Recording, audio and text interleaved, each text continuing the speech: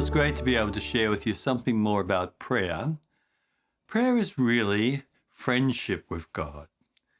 Teresa of Avila said very simply that it's going aside with your best friend, the one who knows you most and loves you most, and being with him. You speak to him, he speaks with you. It's a conversation with God. It fills the deepest loneliness in the heart. There is an ache in each of us for love that can never be filled except by God. So it's not so much feelings, but a deeper ache, an existential ache, if you like, for the deepest need of my heart. And that's what's filled in this relationship with the Lord. When we think about prayer, don't think about what you have to do, but think about relationship. It's like a marriage relationship.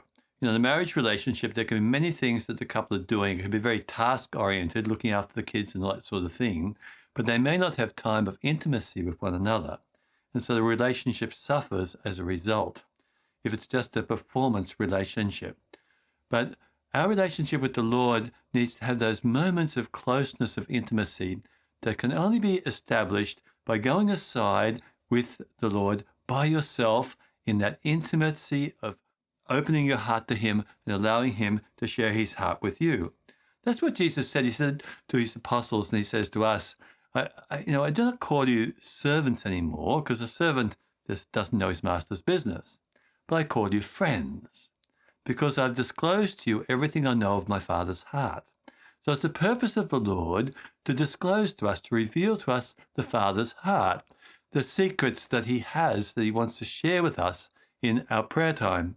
And so he wants us to come to, in our weakness and brokenness, and to share of ourselves, and to be open in relationship, to be vulnerable in relationship.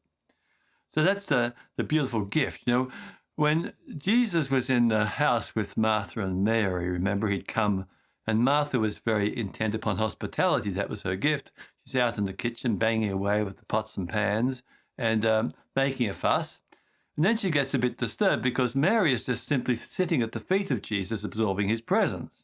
And she cries out, Master, tell my sister to do something to help me.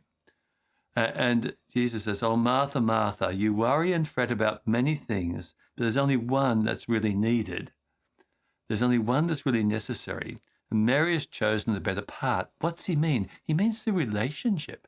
He means that Mary is at his feet, just absorbing his presence in relationship with him. And even though Martha's trying to do a lot of good things for him, like the better part is actually the relationship.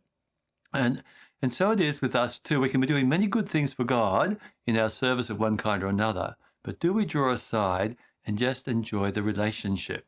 Do we allow him to relate to us intimately, and then we relate to him as well in an intimate fashion?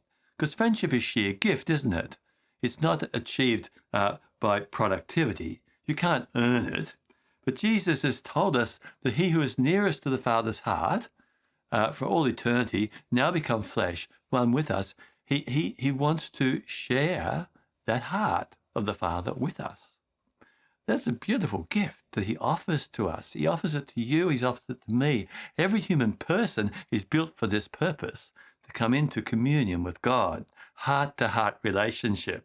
So prayer is about heart to heart. It's not so much about all the thinking that you do. It's good to think at times in prayer and to sort of dispose yourself towards God. But ultimately, it's a heart-to-heart relationship.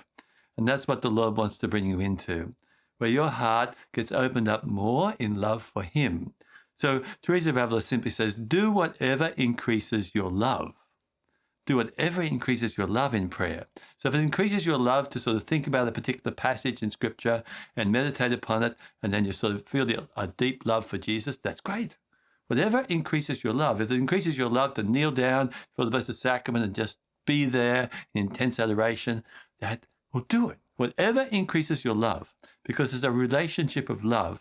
The Lord loves you. That's already established by his hanging on the cross for your sake and giving of himself completely. And we're responding in love. We're opening up our hearts in love and allowing us to experience more deeply at a very level of being this love that he has for us. and we can rest in that love, and that's prayer.